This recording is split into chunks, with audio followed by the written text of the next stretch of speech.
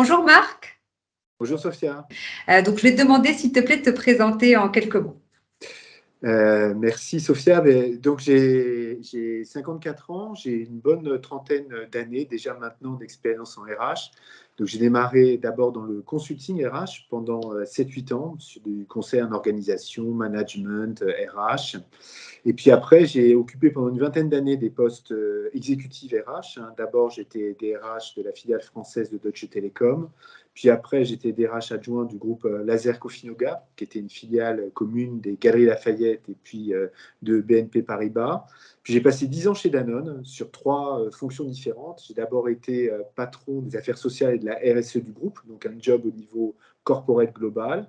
Puis j'ai été DRH de la division Waters au niveau mondial, 40 000 personnes sur 3 continents. Et puis 4 ans DRH Afrique Moyen-Orient, avant de quitter Danone pour rejoindre le groupe Auchan, et où j'ai été DRH groupe Auchan, grosse machine de plus de 200 000 personnes dans 12 pays pendant 3 ans. J'ai quitté Auchan ensuite à un changement de gouvernance, une réorganisation, et j'ai créé mon entreprise de conseil qui s'appelle Grand Angle RH. Et donc, ça fait à peu près 1 an maintenant qu'elle existe. Et donc, je fais des missions de conseil dans les entreprises, seul ou avec des cabinets partenaires. Alors, gros track record, secteur essentiellement FMCG, aussi financier, que ce soit sur la partie sociale, tu nous l'as dit, mais aussi talent development. Qu'est-ce que tu as retenu durant ce riche parcours comme best practice sur lesquelles tu te bases notamment aujourd'hui pour conseiller, accompagner tes clients? Je pense que ce qu'on développe beaucoup dans les grandes organisations, c'est tout ce qui est les programmes et les méthodes sur la gestion des potentiels et sur la gestion des parcours professionnels, je dirais, des futurs dirigeants et leurs compétences. Donc ça, c'est vraiment très bien structuré, avec une identification, avec des méthodes assez classiques, que ce soit la 9box, qui est très connue, croisement, performance et potentiel, avec après justement des programmes de développement, l'exposition à différents contextes, donc toujours essayer d'avoir un contexte où on est en centrale, puis un contexte en local, des pays émergents, des pays matures, des pays en développement, des pays où il faut faire des restructurations, avec toujours l'idée de préparer des dirigeants complets.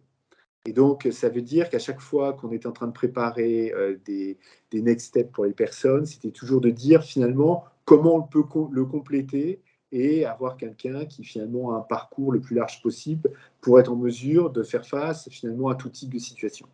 Et avec des très beaux programmes finalement de formation à la clé, avec des grandes écoles. Et donc, franchement, c'est quelque chose qui est bien maîtrisé. Et même sur la partie compétences, le fait d'exposer à des situations différentes est une très bonne chose.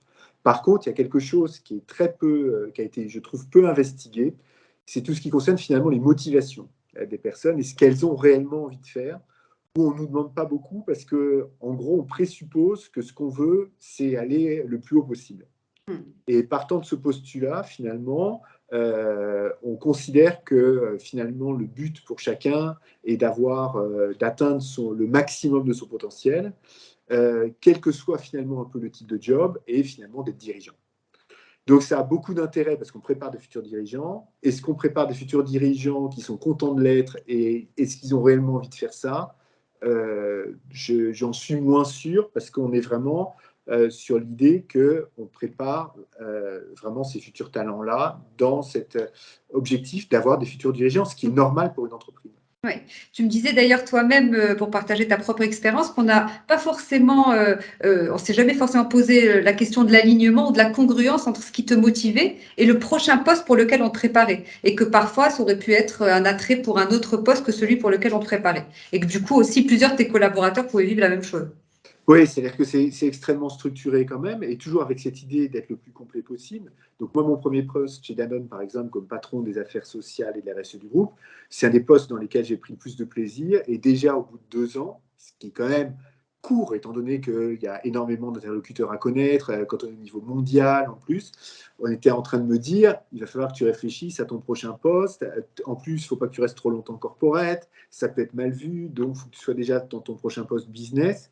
Et de temps en temps, ça peut être un peu perturbant, parce que finalement, l'idée n'est pas tellement qu'est-ce que tu as envie de faire, c'est il faut que tu sois en train de compléter ce que tu n'as pas fait, et ce que je peux comprendre dans la logique de l'entreprise. Mais la logique de ce qui me plairait, ce que j'ai envie de faire, elle n'est pas forcément discutée du fait de ce présupposé, de ce postulat, qu'une fois qu'on est identifié comme ayant du potentiel, le but est d'aller le plus haut possible. Et du coup, est-ce que tu as travaillé dessus depuis? Et d'ailleurs, même, qu'est-ce qui a fait que tu as été éveillé par rapport, je dirais, à ces questions-là et au fait de plus aller vers ta voie finalement? Alors après, je ne sais pas si je suis allé complètement vers ma voie comme ça. Je pense que c'est aussi des différentes rencontres. Moi déjà, c'est parti d'une chose, c'est que j'ai constaté qu'on a voulu travailler sur les motivations et travailler sur quelque chose de plus long terme chez Danone avec la directrice talent de l'époque, et notamment en essayant de se dire finalement de faire un growth commitment, qu'on appelait finalement, tu as envie d'être où dans 5 à 10 ans et de faire quoi qui te plaît profondément. Et c'était très intéressant comme projet. On a buté sur une chose, c'est qu'en fait, on n'était pas outillé pour vraiment identifier quelles étaient les motivations des personnes. On n'était pas outillé, c'est-à-dire qu'en gros, on était sur des présupposés, même les personnes disaient oui, ça me tenterait plutôt, ça oui, ça pourrait m'intéresser, mais on n'est jamais descendu vraiment profond, et notamment, on n'est pas descendu sur les fameux motivateurs inconscients qu'il y a dans la méthode Performance que tu m'as présenté après. Et donc, qu'est-ce que ça a donné comme résultat? C'est qu'on est redevenu très vite sur du court terme, et en fait, on est redescendu sur du next job. Et ce qui est un peu dommage, parce qu'on voulait justement sortir de ça. Et en plus, quand on a voulu impliquer aussi vraiment les grandes dirigeants d'entreprise, eux-mêmes étaient les premiers à redescendre sur les besoins d'entreprise et donc sur le next job. Ce qu'ils savent faire, en fait. Oui, on revient très vite là-dessus, mais parce qu'aussi, on n'était pas outillés. Puis après, quand j'étais à Casablanca, on a eu l'occasion aussi ensemble que tu me présentes justement cette méthode, cette approche, et j'ai vu quand moi-même j'ai fait mon profil print, à quel point ça a été parlant de connaître mes motivateurs inconscients, mais surtout aussi de connaître derrière les situations dans lesquelles je pouvais m'épanouir, les situations qui étaient plus compliquées pour moi, avec évidemment les moyens d'en sortir, et puis le type de rôle dans lesquels je pouvais m'épanouir. Et ça, notamment, ce qu'on appelle le rôle ajusté. Et ça, j'ai trouvé que c'était extrêmement intéressant, c'est-à-dire que quand on veut aborder la question des motivations, on ne peut pas uniquement dire à quelqu'un, en gros, qu'est-ce que tu aimerais faire? Parce que finalement, il n'en a pas beaucoup d'idées. Dur, bien sûr. Et il n'en a d'idées que par rapport à ce qu'il connaît. Or, c'est ça qui est intéressant. Ce qui compte, c'est ce qu'on ne connaît pas et qu'on répète finalement à chaque fois, d'où les motivateurs inconscients. Et c'est pour ça que je pense que c'est important d'avoir une méthode approfondie et pas d'être uniquement sur ce dont on a entendu parler. En fait, c'est ça la limite. Sinon, on ne parle que de ce qu'on connaît. Et pour peu qu'on ne connaisse pas, ben finalement, il y a peut-être des pans entiers de choses qu'on n'aborde pas. Et puis, on n'a pas le temps non plus de réfléchir à ce qui nous motive réellement. Et Performance, c'est aussi le lien avec la performance. Hein. C'est le fait que, effectivement, quand l'individu il est épanoui et aligné, il est le plus performant possible. Ça t'a parlé aussi clairement par rapport à ce que tu as pu voir durant ta carrière? Ben, ça m'a parlé déjà par rapport à moi. C'est-à-dire que j'ai bien vu à un moment donné les cas, les situations dans lesquelles j'étais plus épanoui. Pourquoi dans certains cas je l'étais moins. Et c'est très révélateur finalement. C'est très révélateur dans le type de situation.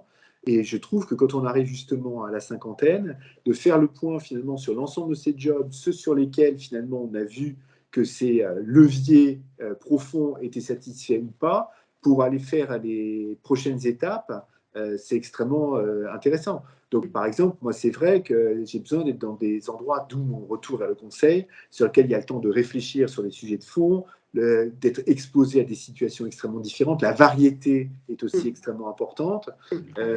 Et donc, voilà, par rapport à mon profil 7-2, voilà. Donc, ça, c'est extrêmement intéressant parce que finalement, on va très vite sur quelles sont les types de situations sur lesquelles on éprouve finalement de la satisfaction et sur lesquelles finalement ça correspond à ces motivations profondes en fait et sur lesquelles on est le plus efficace Complètement. Et tu me disais d'ailleurs que tu aurais peut-être aimé le faire avant 50 ans. Alors, c'est ça le problème. C'est-à-dire que, justement, je pense que c'est parce que les boîtes ne savent pas le faire.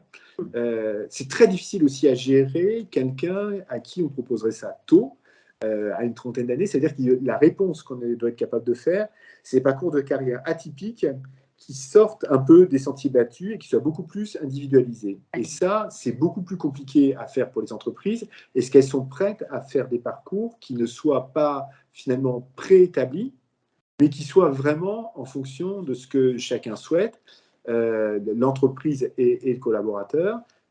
C'est quelque chose quand même de très nouveau, et surtout qui nécessite de penser en dehors du fait que c'est uniquement d'aller le plus haut possible et d'être un futur dirigeant qui intéresse. Qu'est-ce qu'on dit à quelqu'un qui nous dit en face, ben moi ça ne m'intéresse pas d'être dirigeant, ça ne m'intéresse pas de monter le plus haut possible, j'aime pas manager par exemple, ou moi j'aime bien rester 5 à 10 ans dans des postes pour avoir la possibilité de faire un vrai impact. Ben, ça veut dire que ce n'est pas aujourd'hui quelque chose de très prévu dans les modèles de gestion de carrière qu'on a. Et moi je pense qu'il y a beaucoup de choses à revoir dans nos modèles de gestion de carrière, très orientés, et ce qui est normal, hein, Oui. futur dirigeant, mais tel que c'était à l'époque. Parce que ce dirigeant en question, par exemple, il serait peut-être pas un bon leader, il serait peut-être pas un bon manager, ou il ferait peut-être pas l'affaire justement, alors qu'on tout le monde n'est pas un bon leader. Tout le monde n'est pas un bon leader, mais ça c'est aussi quelque chose de très difficile à accepter. Et en fait, on met des gens parfois en souffrance en les mettant dans des rôles de leader que eux-mêmes ne sollicitent pas vraiment, mais où ça va avec le niveau de job qu'on leur assigne. Et finalement, on en fait des mots, on les aide pas, on n'en fait pas des gens épanouis. Et forcément, s'ils sont pas bons managers, ça a forcément, et tu le sais bien, un impact après sur les collaborateurs qui managent.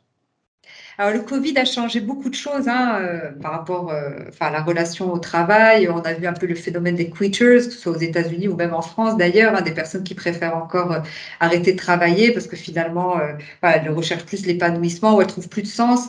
Qu'est-ce que tu as constaté, toi, comme changement majeur depuis la crise du Covid?